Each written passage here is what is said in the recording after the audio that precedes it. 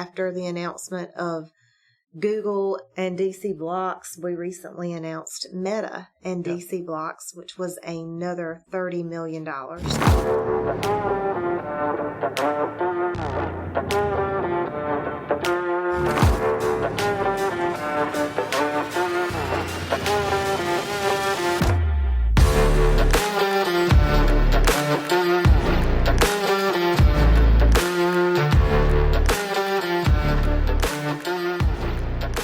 All right, we're live. Episode 13 of The Deal Ranch. Sandy Davis of the Myrtle Beach Regional Economic Development Corporation. Glad I got it right. It's a lot to say. It certainly is. Well, we certainly have a lot to talk about. I think kind of funny how this happened in the first place. 2 weeks ago, when we did the Mark Lazarus episode, you came in that morning as a guest speaker for our men's group. You told your story. 2 hours later, Mark tells a story that you're involved, and I'm like, well, I got to get her on the show, I guess. So I called you. And then now we're here 2 weeks later doing it. But give an intro on yourself, your background a little bit, and then the corporation here today. Thank you, Matt. But thanks for having me. I am excited about you being here. I always love to share our story. So the Myrtle Beach Regional Economic Development Corporation, also known as MBREDC. I have been here since 2013. Prior to the MBREDC name, it was actually known in Horry County as Partners of Horry County. Got it. And it was the Economic Development Group. They restructured back in 2011, changing the name more for branding.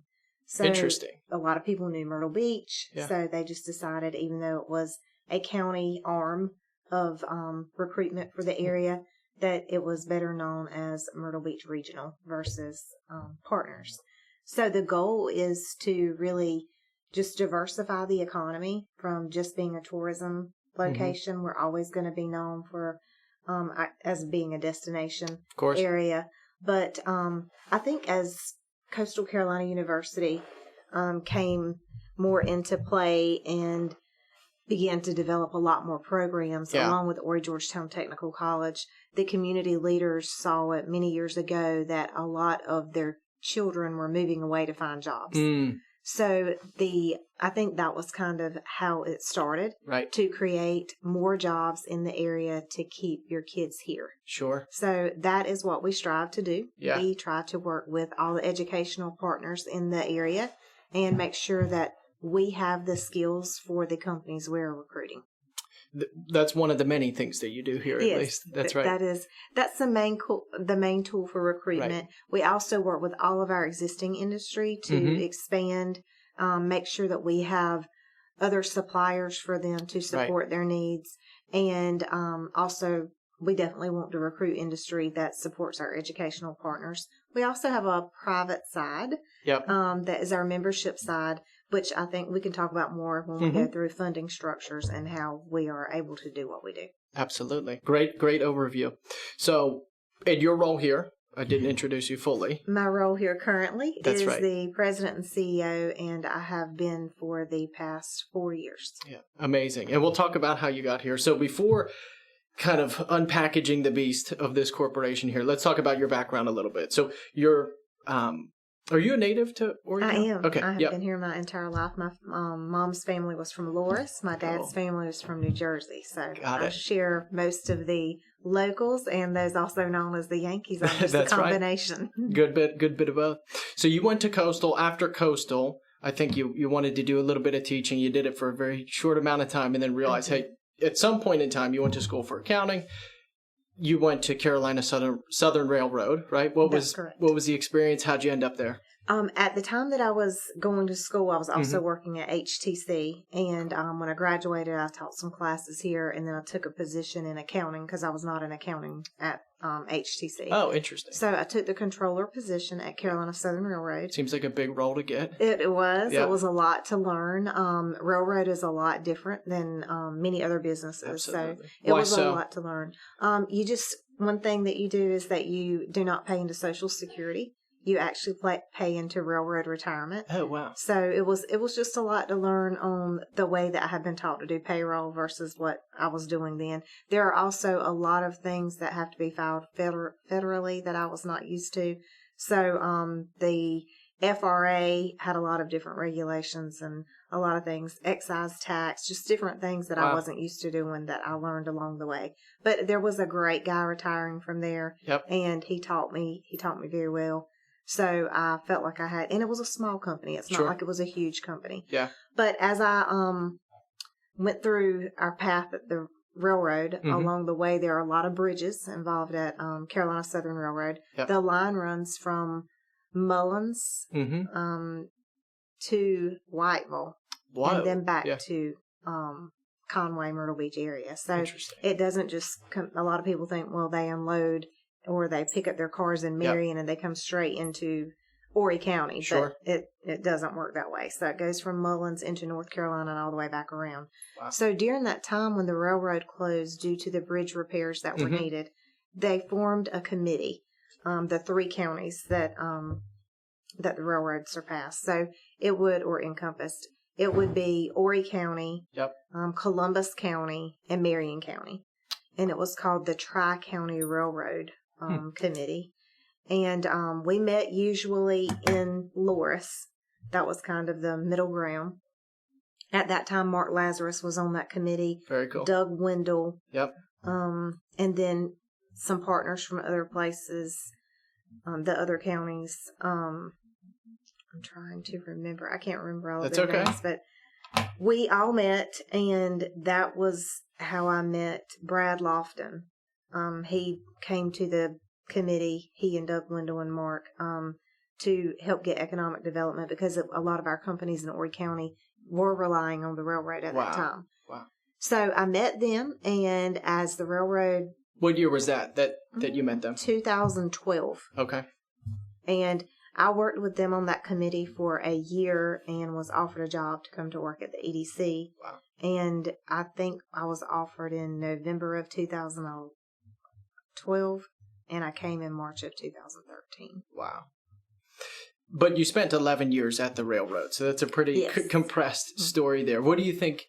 I think being in any company, any role, right, that's transportation based, you get to really understand local municipalities, local governments, obviously transportation being a big thing that is handled in any economic development group or committee. So what do you think you learned the most, or what did you learn over time being at the railroad for that decade that helped a lot in this role today? I'm sure a lot of stuff. The biggest thing, if I could sum it into one, is that I worked closely with the county because the county does own some of the railroad line, and it is a lease agreement.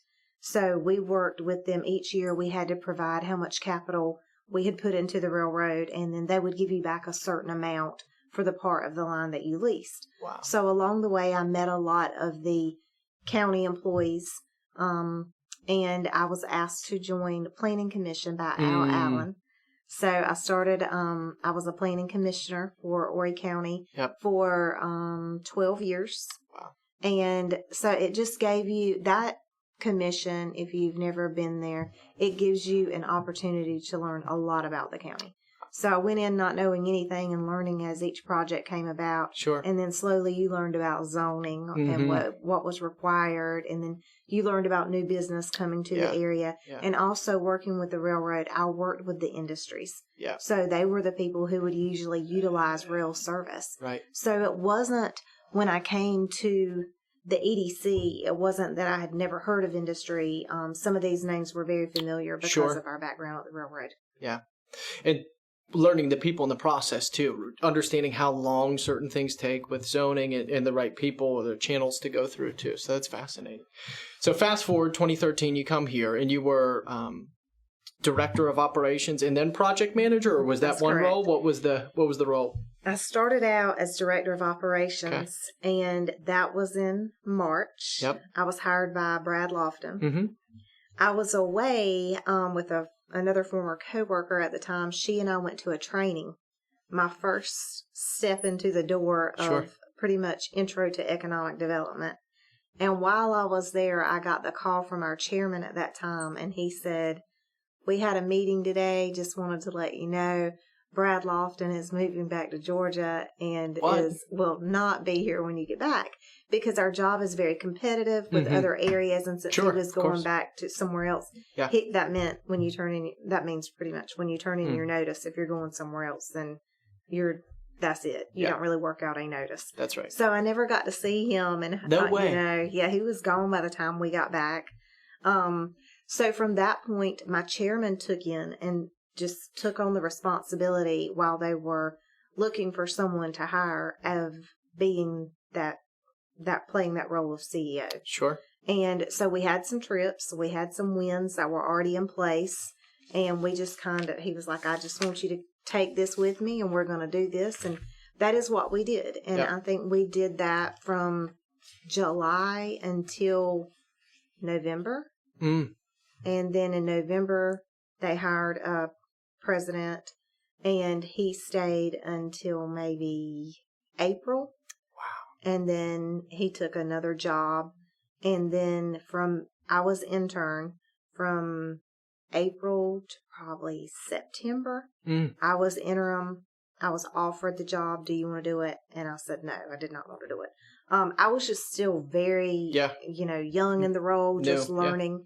And then Josh Kay took the position that January. So we pretty much went about 8 months without anyone. And then Josh Kay came in, and he had been in economic development. He started in January. He worked with me for 3 to 4 years. He was an excellent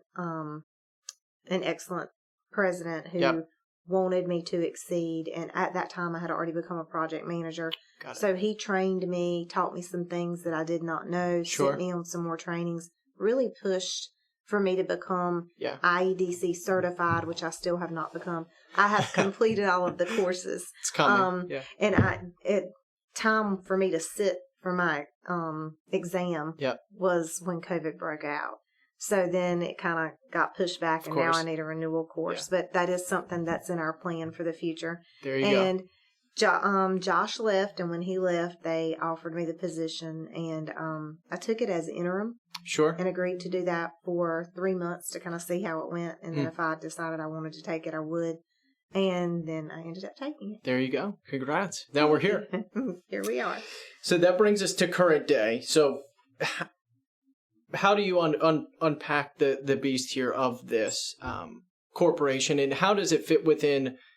I know we talked about the brand change and the name change, but not to be confused, it is a county, right, organization here. So what is its role, I guess, in the county government? Like, how does it get funding? Like, or I'll let you overview, I guess, the program, and then we can dive into intricacies here. Okay. So we are a public-private partnership. We are a 501c6, and we are made up of really not only the county funding, which is $1.1 million. And I'm going to break that down for you in just a minute. But $1.1 million comes from the county. It does not all come direct to the EDC, but that is the budget for the EDC.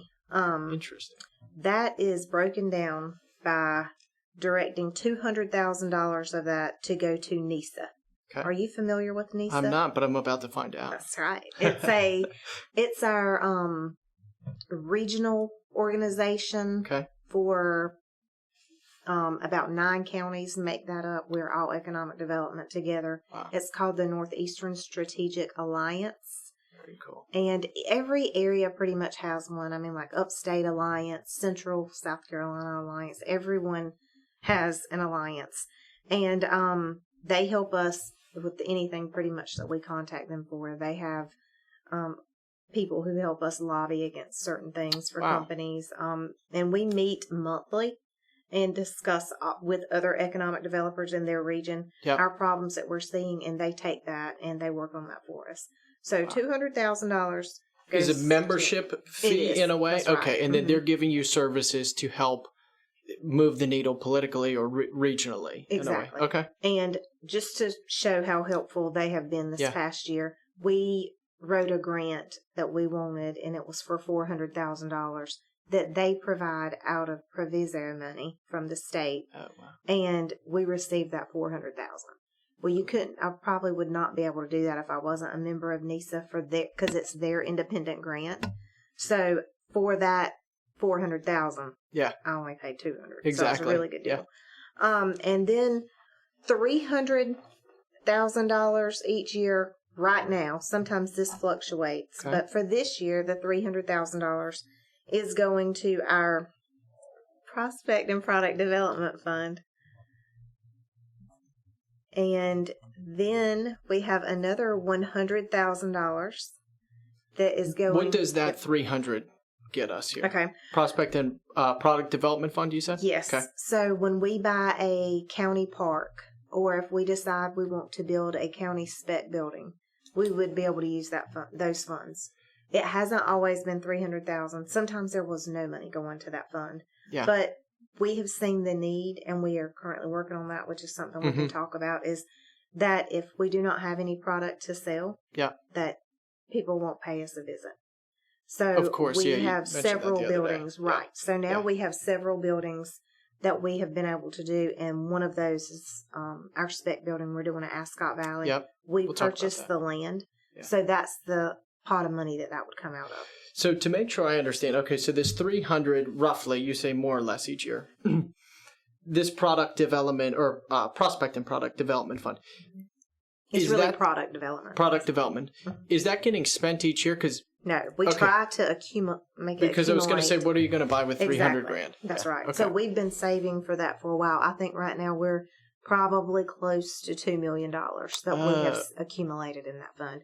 Also, other money goes into that fund. Yeah. So we have the PTR building was a spec building. It's located at the Cool Springs Park where the gun manufacturer is. Their rent money that they pay, it goes also into that fund because that was a county spec building. Wow, very cool. So that's very good. $100,000 of the money goes into an incentive fund. And that is how we incentivize the projects. So then, and we'll talk about that, how we incentivize the projects. So $600,000 actually comes to our organization. Got it. And we use that for anything administrative and public funds. We cannot use that to bring in a project. That is considered private funding. We cannot pay for hotels. We cannot pay for dinners. We cannot pay for food. So that is why we have our private side. On our private side, we raise dollars to pay for any of those fees because you have to do it. Of course, if they're going to come, if we're inviting them to come look at our area and try to win a project, you're not going to ask them to fly here, pay for all their own meals, pay for their hotel. Yeah. I mean, you got to kind of win it. Yeah. So we are grateful that we do have private members who understand we can't use public dollars for that. We also have companies who are private companies who donate that money and their time and are willing to go with us when we have the prospects in town. Wow. And also the municipalities, their money's private too. I mean, their monies are public dollars too. Sure. That's in addition to that 1.1. So there's every single city located within the county also gives us money. Wow. And it ranges. It can be anywhere from $40,000 down to $500 a year. Wow. But we also receive that money, and that's usually around at least $150,000 more. Okay. So before I forget, so the remaining the last bucket here of the 500 or 600 that remains, what was this part used for? You're saying it's our admin fees. So pretty much payroll, retirement, health insurance. Pays everyone in the office here. Yes, if I need telephone. Copier, any kind of office needs really is really anything just for in here. Sure. And then you're saying on the private side, is it donation based or does that come through local taxes? Like how are the additional funds? The private side is just members. So just companies who give us money. Sponsorship. Yep. Okay. So like today, we had an event this morning, our 11th annual CCAR and EDC Community Forum update. We provided breakfast.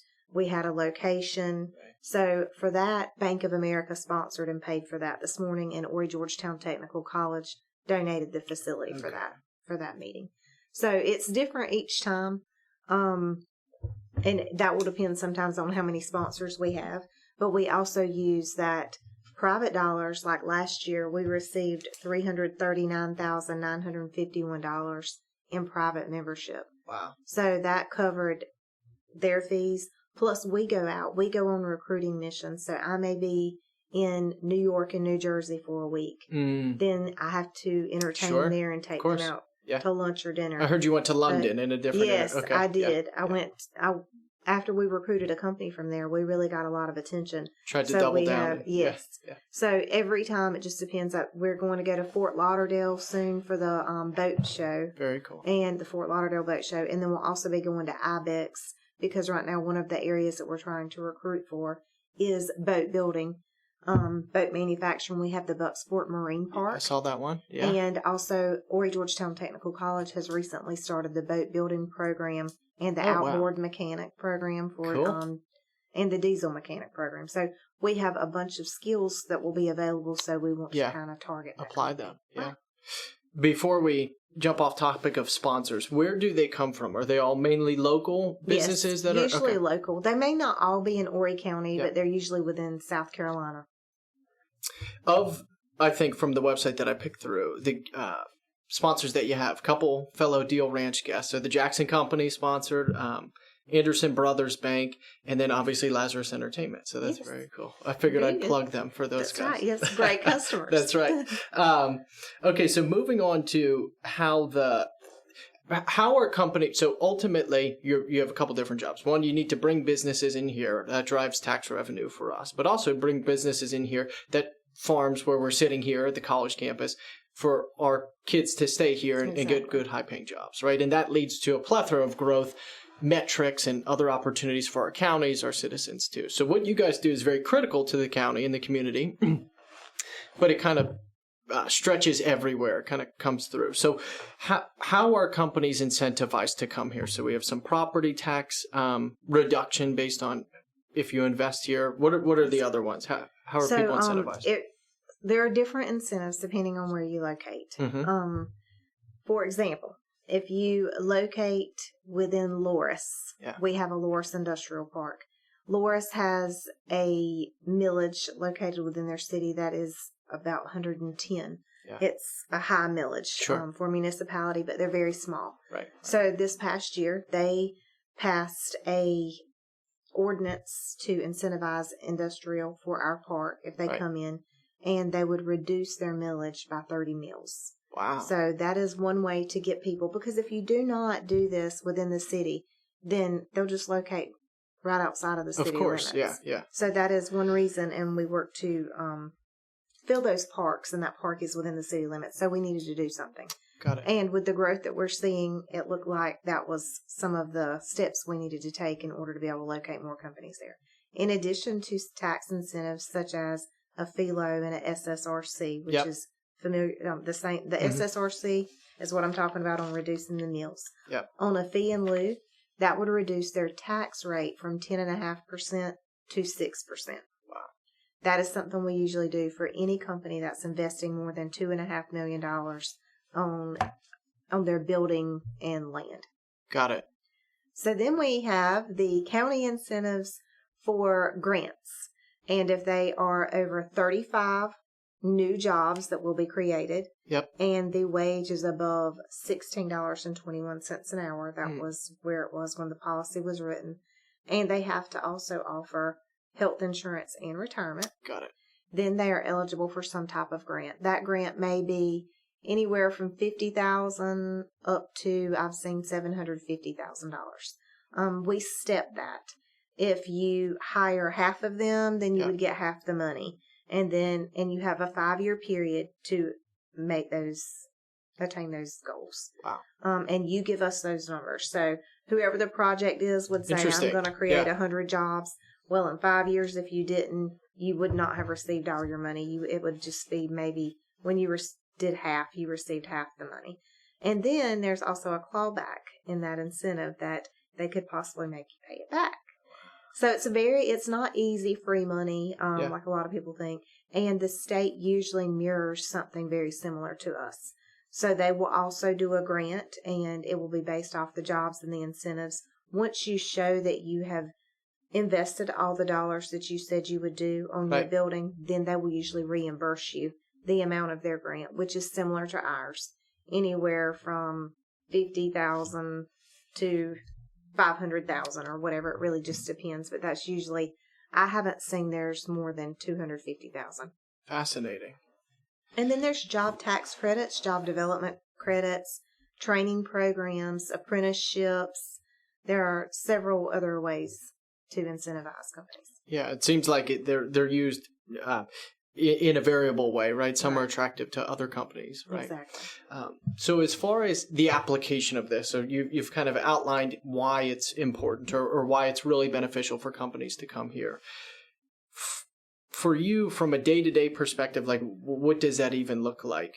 We have all these good time to talk about available sites probably, but like we have these sites that are already set up.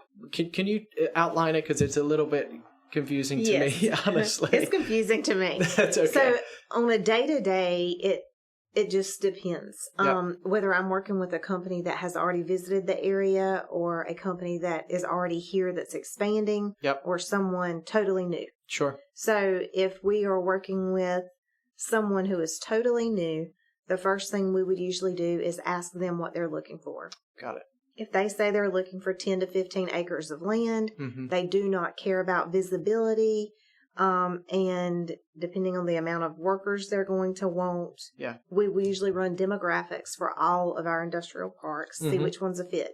It's probably, unless it's technology or aviation related, it's probably not going to be in ITAP, our International Technology and right Aerospace next to Market Park. Commons. Exactly. Yep. So we would probably look more at Loris. Our Ascot Valley Park is full on phase 1. Yeah. So we just purchased phase 2 across the street. It's another 50 acres. And then we have our Cool Springs Park. Yep. So we have videos of all of these on our They're great site. videos. Very cool videos. Yep. It breaks down what usually the questions companies or site selectors ask us. Got it. So we would send that to them. They usually perform all their own demographic reports, even though we send them one for each park. And that is the drive time of available workforce within 45 minutes of each site.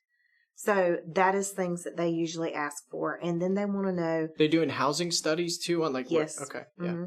Then they want to know what will my taxes be at this location if I built this size building and it costs this much. So we usually do that. Then they'll plan a visit, and during that visit they'll usually have it broken down to how many sites they want to visit. It's usually not everything you sent them. Sure. And sometimes they will even say, I don't want to be in a park. So from that, we'll go out and, work with some of our realtor members and find parcels that are for sale that we will show them. Then they fill out something called a project profile sheet. That tells us how many employees they're going to have, the capital investment. From there, we usually generate back to them within a week a incentive plan outlining all of their incentives from Department of Commerce with both state and local incentives. Wow.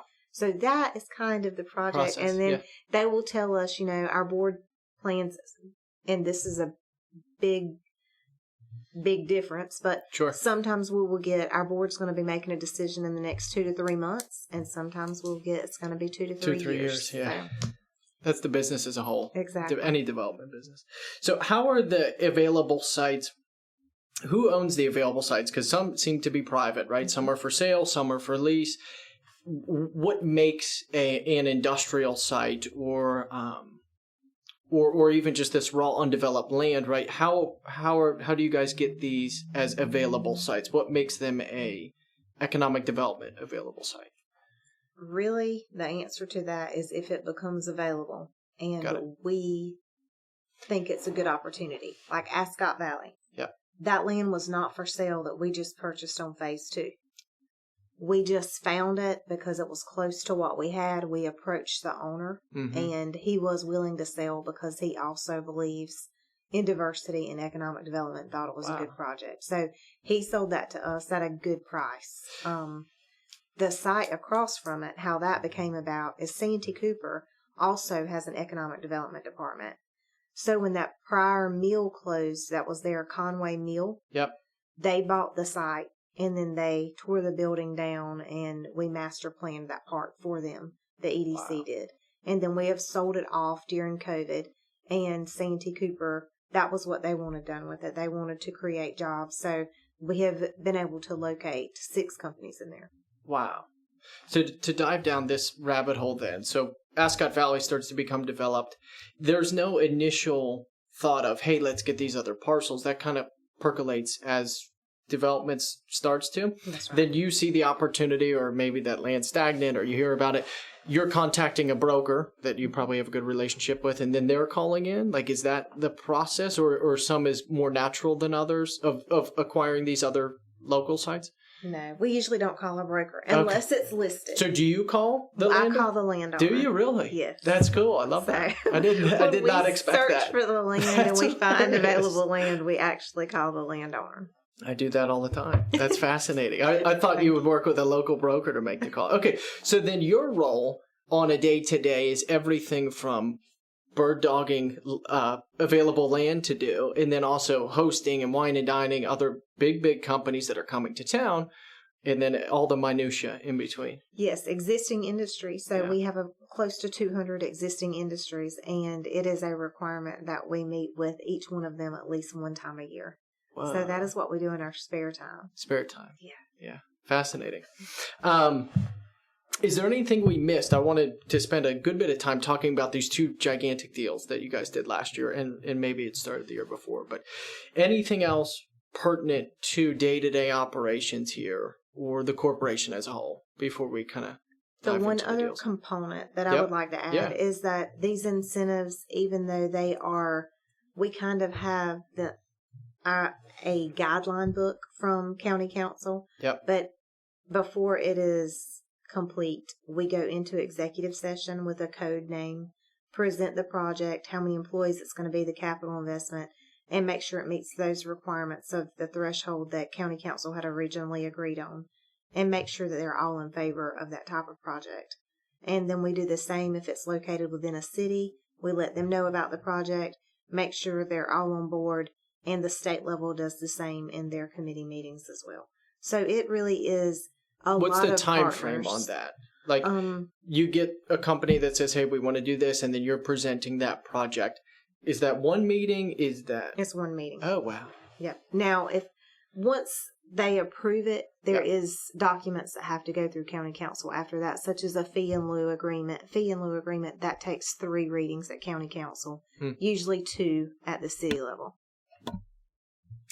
With your team aligned on trying to grow high-paying jobs or quality jobs here and bring new companies in, is the county council not aligned on those same objectives? I guess the question is, like, what are they looking for in your presentation that you guys aren't looking for? Or is it pretty cohesive? It's pretty cohesive, yes.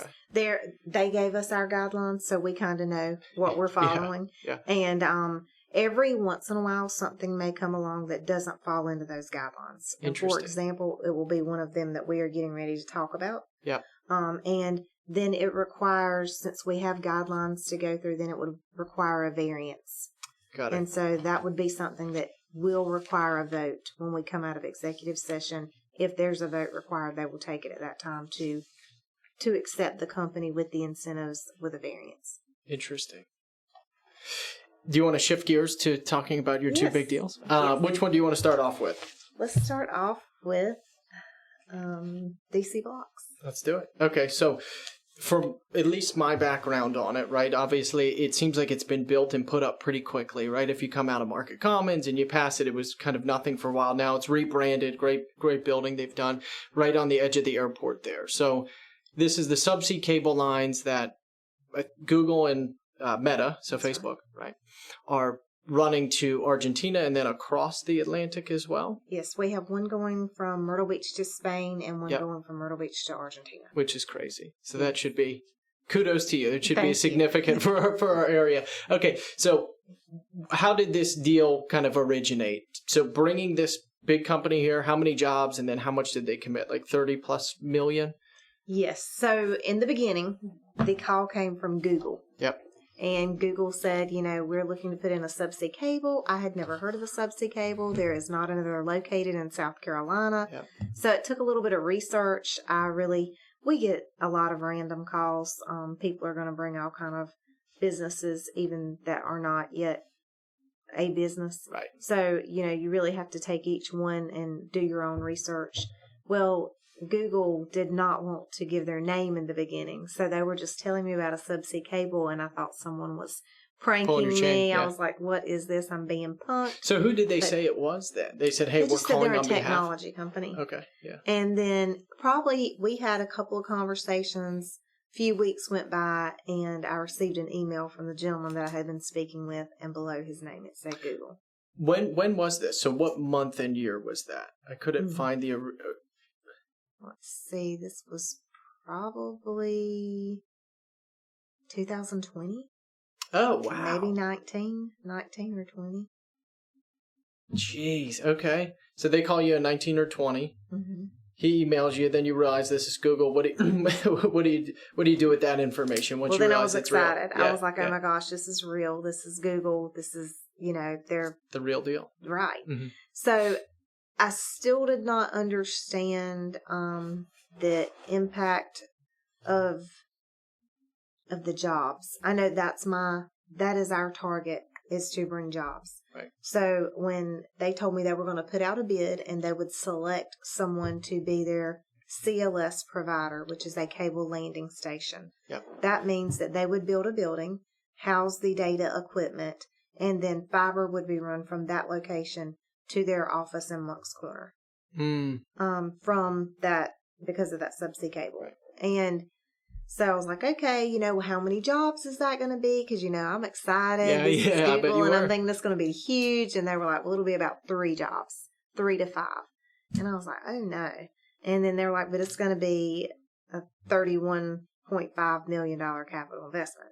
So I was like, well, that's great, because our money that they set aside for us that we talked about earlier comes from a certain percentage of the taxes that people pay. It's like a multi-county business part. We direct the money to go to a certain fund, and that supports economic development. So of the 1.1, so you're saying that's generated from tax revenue theoretically of this DC Blocks deal? Right. Wow. Right. Okay. Now, on this particular deal, it will not be. But on all of our other deals, it is. We direct that money go to there, so it's not actually coming out of the general fund. Got it. But on DC Blocks, because it went into the ITAP park, all the people who paid for that infrastructure to be there, they put that in a multi-county park for that money to go back to those, the city and the county, to do other upgrades for that area. So that one is a little bit different because it was put in place before we came. Sure. But now every company that we bring, that's what we do with that. That's how we're funded. And if we never brought another company right now, we are completely funded till 2027 at least, if we didn't put another dime in there. Wow. So when DC Blocks was awarded that contract, we met with them. When would that have been? So they get the call, you get the call in 2020. Google takes their kind of they need someone to build and maintain this data warehouse to RFP. I'm sure that's not a quick process. No, that would have been in 2021. Okay. Is when they decide on the DC Blocks, you're saying? I think they decided at the beginning of 2021 or the end of 2020. I can't remember exactly, cool. but I'm pretty sure it was 2021. Sure. From that moment, they started studying a plan and exact location of where they were going to go. We kind of knew by this point that the best place for the subsea cable to come in was Myrtle Beach State Park. Yeah. Less interruptions. The city has a lot of great planning that they're doing, and this would mean that this fiber would have to be buried down the road somewhere on one of their roads and make it back to wherever they were going to go. Yeah. At this point, we didn't know it was going to be ITAP. Oh, wow. Because we have had a problem in the past with locating businesses at ITAP. It was only going to be land lease only was the last thing that they had told us. Just because of the proximity to the airport, if the airport wanted to grow, that was kind of landlocking it. But if there was a certain area across the road that they felt like would be a good fit, DC Blocks felt like it was a good fit, Google felt like it was a good fit, and the airport supported it. So that's the first time we have been able to sell any land besides the VA hospital. And that part was here before I got here. Yeah. So it has sat vacant. Same thing really with the Conway Mill site, the Ascot Valley. Really? The building was already torn down. Sat there for like 2 years after you bought it or something? Santee Cooper had bought it and torn down Conway Mill, and it had sat there for at least 5 years with no one. And then all of a sudden during COVID, we sold every lot. So, I mean, it's just, you never know. Every day is different, but DC Blocks has been great. And then after the announcement of Google and DC Blocks, we recently announced Meta and DC Blocks, which was another $30 million. So these are two separate $30 million? Okay. That's right. So now we're actually up to $64 million now. And I feel sure that there's going to be another announcement this year. So the agreement between Google and DC Blocks and then Meta and DC Blocks, they're both still using the same data warehouse there at ITAP? Their cable landing station. Got it. Is what they call it, but it is their data center to house their equipment. And this, I know a lot of people say, well, it's not a lot of jobs. What's so important about it? But the technology companies that want to be around a subsea cable, and people who are unfamiliar with it should really Google the Virginia Beach location, because their center was built around a subsea cable, and they have a huge technology presence there now. Wow. And not just landing cable, or not just cable that's going to go overseas for us here, but it's also, they're doing like some dark fiber that's running all the way to Atlanta, I think. That's right. Too? Okay. Yeah. So, and that's being located here in the ground. Yeah. And it's supposed to be less interruptible, but it also frees up our space on the internet by them running through this subsea cable. That gives us better connection and less traffic. So sure. I think that's really big too. And the more companies that hear about it, if there is a company that we're looking to recruit and their home office is in Spain or Argentina, this is going to be more appealing to them. I love it. Yeah. Yes. So it broke ground October 4th, 2022? Not really that long ago. The governor came down. It seemed like a huge deal for us as a county, but it seemed like it went as planned. That's right. It went as planned. I thought it went very well. And then some exciting news that we haven't released yet. Yeah. October the 10th from 2 to 4 p.m., we will be having the ribbon cutting and tours in their new facility. No way. Yep. And the governor will be there to speak. Our Horry County Council Chairman, Johnny Gardner, will be speaking. I will be speaking. And we hope you'll come out. What time? 2 to 4. There you go. Okay. Very cool. Not to, I mean, that's pretty, one great announcement there, but pretty significant deal. 2 deals you did there. Not the only deal you did last year. That was a big deal. And we heard about this one the other day with Mark, and I think maybe Waccamaw Land and Timber was involved in some way. They were. Okay. So earlier you had mentioned public and private parks. Yep. This is our only private park that we currently have that we showcase on our site. This is the only private? It is the only private park. We had an investor come in. NISA actually was who brought us this investor. Someone had reached out to them and they were like, we'd like to build a industrial park, and we hear that your region is good. Okay. And he was like, well, let me point you to Horry County, because they do not have any availability right now for companies to come to. Sure. We have land. Yeah, we did not have buildings, and this guy wanted to build buildings. Mm-hmm. So he is building 4 buildings that total 720,000 square feet. Just grade A space. It's just perfect, or class A space. It's just perfect, perfect for our area. Yeah. 2, one we've already announced, Pepsi. Mm-hmm. And had we not had that building already permitted and moving forward, we would have lost Pepsi to North Carolina. And so their current facility that's located in Conway, that is landlocked, we would have lost those jobs here in Horry County, and they could have chosen to drive to North Carolina, or they would have been replaced. And it would have been a long drive. So this is Edgewater Ventures? Edgewater Ventures. So they called the county? Or They called NISA. Okay. Our Northeastern Strategic Alliance group. So what was their... They just wanted to build 4 industrial buildings, 700,000. They are a developer. But where did they want to do that? We helped choose that. So what was their goal was, hey, we want to locate 700,000 square feet of industrial space somewhere in this region? Like, why did they, like, how does that work? They just said they would like to build a spec building here because they knew that we had a lot of growth. Got it. And they were looking to be a developer. And a lot of times that's another question when we get a project and they say they want this size building. That doesn't mean they want to own it or that they want to build it. Yeah. And sometimes they're very clear, which is what pushes us out of some of the opportunities when they say, I want a 200,000 square foot facility, an existing one. Yeah, and we don't have. Right. Yeah. So then we lose them. They can't come here to visit. So we were excited because here was a developer who wanted to build and who wanted to lease, and that was going to fix all of our problems for a while on the lease side. Yeah. Well, he hasn't completed any of the buildings yet, and I am pretty sure, we know we've locked one down. Yep. And as of next month, I will know if we have locked the second one down. Wow. So he was going to take them one at a time, build building one when it leased. Then he thought about building building two. And because of the land that we bought or that he was able to buy from Waccamaw Land and Timber, they pretty much took care of everything. And the team at DRG, Rob Wolfong's group. Engineering. Right. They had worked with the city of North Myrtle Beach to have this PUD, I guess is for lack of a better word, that they did. Yeah. Yes.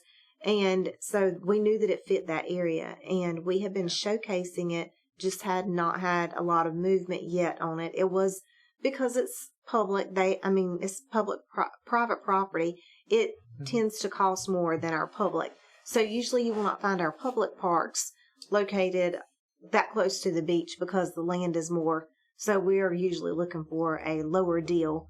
So the Waccamaw Land and Timber team and Edgewater Venture got together and made it happen. Wow.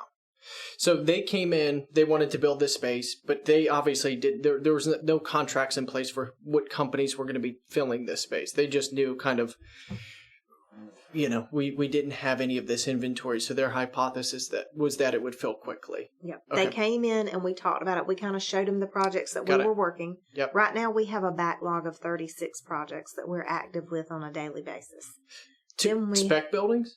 No, 36 companies looking to move here.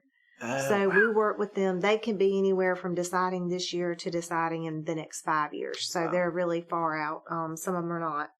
Then we have leads, which are people who just call us and say, hey, we're considering moving in the next couple of years. Sure. We leave them as a lead until they complete their project profile sheet, and we have an incentive package in hand telling them what we would give them or until they visit. So we're working about 370 of those leads. And yes, and we have 2 of us that do that. So are you one of the 2? Yes. So it's a lot. And so when we shared with Chris what we were working, and we put in our system what size building they're looking for, so we could kind of show him what in 100,000 square foot seems to be our niche right now, 100 to 150. Yep. So that's exactly what he did with his 4 buildings. And he made Who is this? Chris at Edgewater. Edgewater? Yep. So Edgewater Ventures. Yep. So he made some of his where they're expandable. The Pepsi building is like that. That can start out and then it can expand another up to like 150 or something. 156. Yeah. Wow. So Pepsi was done and they were moving from Conway. So it retained, I think, from what I saw, like the 130 some jobs, but then also added another 26 or 30. That's a win-win, right? We retain and then grow. But then also we have 3 proposed buildings that are going to come in too. Exactly. So this current deal, that's going to be complete when? It said Q4 2023, or could be longer than that? The Pepsi building? Yeah. Yes, it's supposed to be completed by Q4. Awesome. I think they want to be up and running no later than November. Very cool. So what else is on the agenda then for the rest of the year? So all of last year, I'm looking at your board here in the office. I know. You got quite a bit done. Is there any closer deals right now? I know you probably can't talk about some of them, but does it look like a good year coming to be? I think we should have 2 more announcements before the end of October. Wow. We may not be. Last year was a record year ever at the EDC. So we announced over $130 million in capital investment and 268 jobs. So this year I'm thinking we're going to look more around $100 million in capital investment and 100 jobs at least. that's kind of what I'm thinking right now. We haven't announced any jobs of the year, and that's pretty normal for us. Yeah. If you look back to last year, most all of our projects were announced closer to the end of the year. We have announced a Meta. Yep. We announced that expansion with the $30 million, but I expect 2 more to announce besides that one. So we'll probably end our year with 3. In 2021, we only had 1 announcement. So I feel like every year you just really never know where you're going to be. So we have the availability now for companies to come and look at us. Yeah. So I think that you'll continue to see, as long as we have available buildings, I think you'll see a lot more announcements. I love it. Any other available site before we kind of wrap up a little bit here? I know you love talking about Ascot Valley for a lot of reasons. Is there anything we missed about that we project? Have a 100,000 square foot facility going up at Ascot Valley that we partnered with Marlboro Development Team. That's right. And it also does not have a tenant. Wow. It's completely spec, just like Edgewater Ventures. And we have had several already visit and see that location. We also have an Is it complete already? It's not. When's only it the going to be permitting. done? Wow. When we announce that we have something permitted, it goes on the site and people immediately start contacting. Wow. That's okay. And sometimes they like it better because that takes off a long period of them, of their waiting time on getting permitted. Yeah. So this spec building that we're building will not be built out inside. It will just be a shell until we know who the tenant is. And then they'll decide how much office space they need and, floor space. That's right. Yeah. So we expect it to be completed next year. We're looking at 2024, probably no later than August. Wow. And then we have plenty of parks that we're working on. The Bucksport Marine Park, Cool Springs, Loris, Ascot Valley Phase 2, ITAP, and Palmetto Industrial. All available on the website with flyover videos. Exactly. That's right. Thank you, Matt. So in wrapping up a little bit here, for as far as what's next, I know we just kind of lightly touched on it for this year, but broader than just like what's going to close this year or come into town this year, we're in one of the fastest growing regions and rather city in the country for a little bit of time, but yet we also have that coupled with, we have higher insurance cost a little bit right now, fluctuate, not a little bit, but then everyone's facing these higher interest rate changes too. So it's kind of interesting in that we have this massive influx and still demand for everything here. But then we have these global or really national economic challenges too. So you said maybe 100 jobs this year. Where do you see the future of your organization? Do you think there's going to be a day where we get in $500,000 or $500 million a couple years from now in a year? Is it going to ever be a 500 job? Like, where do you see the future going? I don't really see us going there until we have a few different things. One would definitely be an interstate. Yep. Secondly would be natural gas. Yeah. A lot of the larger companies that are huge manufacturers use a large amount of natural gas. And as of right now, we really do not have that availability on any of the parks that we have. So we have been searching. We recently thought that we had found some land, and it ended up it had more wetlands than what we could navigate. So we've gone back to our search on that side. Got it. And I feel like we struggle right now with workforce. We do live in an area where sometimes people like the tourism schedule and they want to work from March until October and then take off. So really until some of these skills that the colleges are aligning with that start to graduate and grow more of our workforce in those areas, I don't foresee us having a company that needs 500 jobs in the first 2 years, because we have companies that are struggling finding 50. So we don't want to go out there and do that. But on the other side of that is that we are a great place to live, and people feel like they could live where they vacation and be happy here. So that side of it makes it a great place to recruit talent as well. Absolutely. So I'm not going to rule out a 500. I'm not going to rule out a 2,000. It just depends on the time frame that they have to hire that amount of people. Yeah. Fascinating. As far as the industries that we service now, is there, or we service a lot of industries now here, is there a specific business or industry that you haven't brought to town that you personally either want to, or maybe you think we have a gap that we need to fill or maybe haven't done yet? Well, honestly, during COVID, I thought we needed a toilet tissue manufacturer. Yeah, right. Yeah, but I think I've passed that point Sure. now. It really just, it depends sometimes on who I hear from and what their struggles are. Yeah. I still think one of the things that I would like to see here that we do not have is some pharmaceutical manufacturing. Sure. I feel like that was also a problem we struggled with during COVID. Yeah. And I just not only feel that it's a problem in South Carolina and Horry County, I feel like it's a problem in the U.S. So that would be something I would really like to do. Being the announcer of the subsea cable in South Carolina and being the first one, I feel like I'm still riding that wave right now because I didn't even ever think that was something. I didn't even know what it was to try to recruit that. Yeah. So I feel like everything changes so fast that really I'm unsure because there's so many things I do not know that I want to learn about. And then, of course, if South Carolina doesn't want to have it doesn't have one here, I would like to be the leader in the state Exactly to have it right. here. So that's pretty much the only answer I have for that right now. It's a good answer. Thank you. Last question for you. Kind of riding that wave there, right? You have this immaculate career. You've driven such significant growth for our county. Seems like you like your job here. You've got here through railroad. Who do you think? Who are a couple of people that helped you the most along your career? Do you think?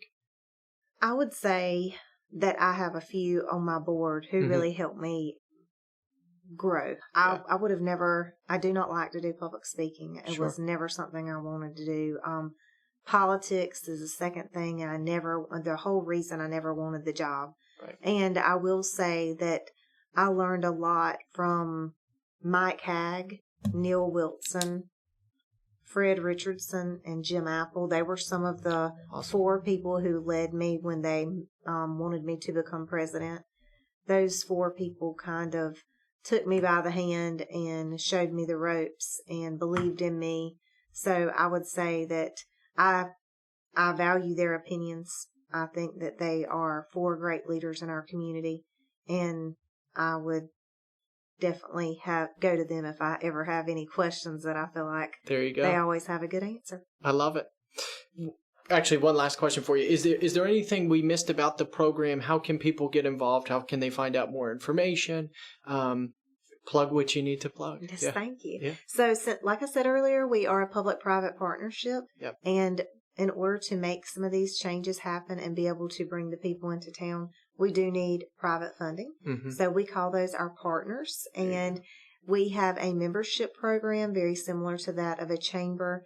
And you pay $500 a year up to whatever amount you want to per year. I think we usually go up to like $40,000. Our top membership level is $10,000. Just some people pay different, but it is a annual fee, and you receive different things for your money depending on which level. But you also receive tickets to all of our events for free. Yep. We do member highlights. So if there's ever anything going on and you want to share it, we share that for you for free. We make introductions to our other partners. And it's really just great, not only for you to get involved and grow your business, but also to help support more incoming business for our area and community. I love it. There was one program, I think, at the college here, manufacturing program that maybe we missed or didn't talk about. Our industry awareness course. Thank you. So that's a new program that we started last year. Our kickoff was last year in August, and they graduated this past year in May. That is mostly because of the people in our community thinking we do not have industry, because we do not have those 500 employees or 2,000. So some of them may be 35 to 50 employees. Right. But they make a lot of products for Honda, Boeing, BMW. You just don't hear about them. They are the tier 2 and tier 3s. We have a automotive manufacturer who is a tier 1, tier 2, and tier 3 supplier located in Conway. Yeah. So our point was to be able to showcase to other leaders that these skills are here, and they pay very good money. Mm-hmm. A lot of these welding jobs, I know, typically not in our area. Sure. But a welder who graduates from Horry Georgetown Technical College and is willing to go to West Virginia to do work on some of their welding can make up to $5,000 a week. Wow. So when people are pushing their kids who are a hands-on kid to go sit in an office where they're going to be miserable, we're just trying to get the word out. They can go to welding at Horry Georgetown Tech. Yep. They can go to work for our industry here and make up to $100,000 or more in a manufacturing facility, because those jobs make great money and they support great industries, and together are getting the word out and showing something your kid may actually be more interested in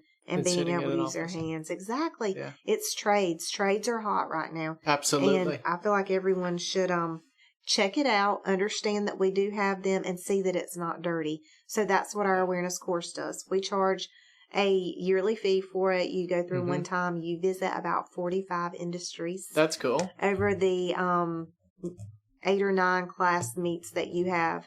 And it's one full day each month. We don't meet in December, and I think there's one other month we don't meet in. But it's a great program, and I've been very happy with the success from Class 1, and we're looking forward to Class 2 that just kicked off the week of the hurricane. Perfect. I think that's a good place to wrap. Yeah, thank you very much. Thanks for doing this, Sandy. I've enjoyed it. Thanks. Yeah, perfect.